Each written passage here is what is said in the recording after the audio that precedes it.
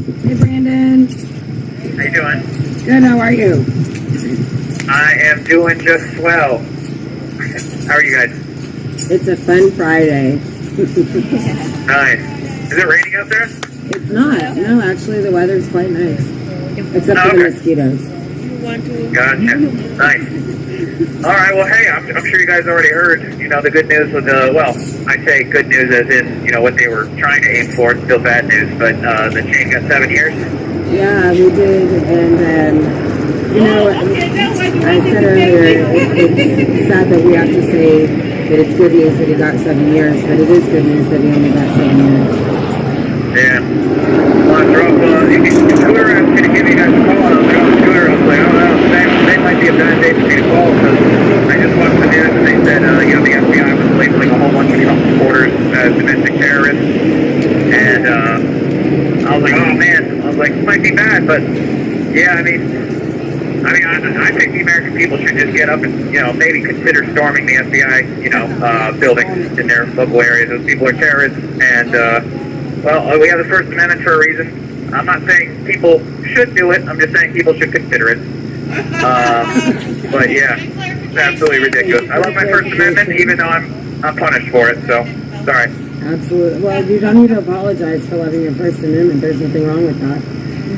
Yeah, no, I know, but they are definitely crashing down on it. I saw it at my trial, so it was mostly punished for the things that I said after January 6th, rather than the things that I did.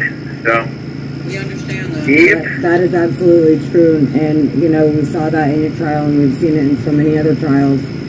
That unfortunately, you guys are being persecuted and prosecuted for your thoughts. And I was People just be out speaking here thought criming with Matt DeSilva about it's all, and like Mickey just said, people are out here just thought criming away, and they're just setting the precedent with each and every one of you, so that they can go forward in the future, and anybody can be arrested and jailed for thought crimes.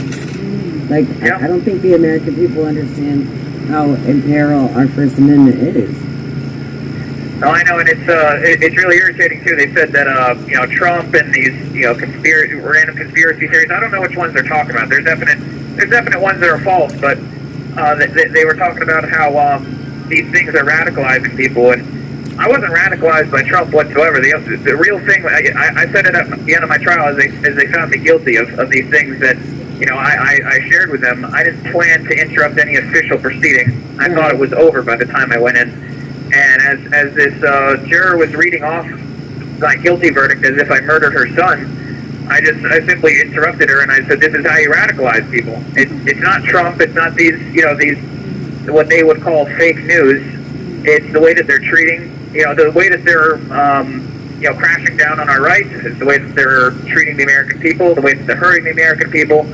And especially for me personally, it is very difficult to turn the cheek for these people, especially when they take away our churches and, they take away a lot of our constitutional rights. It's very irritating. It's very tough to, be the bigger person and turn our cheek. So, I can speak firsthand, the toughest thing throughout all this, it hasn't been so much the time, even though that's been rough. It's trying not to, get consumed by a desire for revenge, and it's very tough sometimes, especially when you see these prosecutors and the news people. They're so filled with hate. They want to ruin your life. They don't care if you die. They don't care about the January 6th defendants who have committed suicide or the people that died that day. It's very tough to forgive people like that. So that's been the biggest battle for me, honestly. Well, I can absolutely understand that, but you have to really reach deep and find some way to get that hate out of your heart, or it will consume you. Oh, I know. Yeah, no, every day it's a battle, but I don't know. Honestly, that's just the truth of things. I know sometimes people try to come on, sometimes I feel like there's a kind of a silent thing of where we should come on and try to pretend like we're doing all right, but honestly, this is a struggle in here, and I don't know. I don't really pay attention to everyone else's things that they say, but truthfully, it might be hard to understand from out there to anybody that's listening, but it is definitely a struggle in many different ways in here. So it's been 1,003 days since January 6th. It's really, really irritating at this point. But I thank you guys for your support out there. I think anybody out there that's, that's praying, I think that's honestly a big reason why a lot of us have, continued to push on through this. I think it could look a lot worse without the prayers and especially without your support. So I thank you guys for that. Well, we love you, Brandon, and, we want you to just remain positive. I know it's very hard, and I know what you're going through is very tough. Just from my personal experience with Brian and us going through this, and getting to know you and others through this process, I know that it's very tough, and it's not always sunshine and daisies.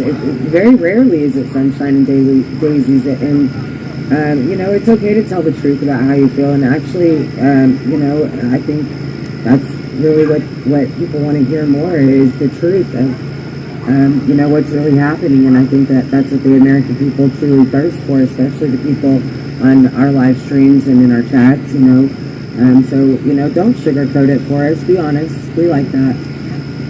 All right. Well, that's good. Yeah, no, it's not just, the jail time. It's, family members that I'm not going to be able to see again, friends that I've lost, opportunities, that are whether temporarily lost or fully gone. And, it's just been, there's been a lot. So, it's not just, these people put me in jail. It's a lot more than that. And stuff that a 15-minute call or even a whole day wouldn't be able to, fully explain and, get people in my or other January 6th defendant shoes. So I hope when maybe some listeners hear maybe a potential thing that they disagree with or maybe don't understand, maybe they, consider that as a possibility. Because it is very hard to, get in the shoes of like exactly what a lot of us have gone through during this time. So yeah, anyhow, thank you though for your support and for your prayers out there. So, absolutely. And we'll continue to pray for you, Brandon. Thank you, Brandon. All right, thank you guys. Thank All right, have a good night.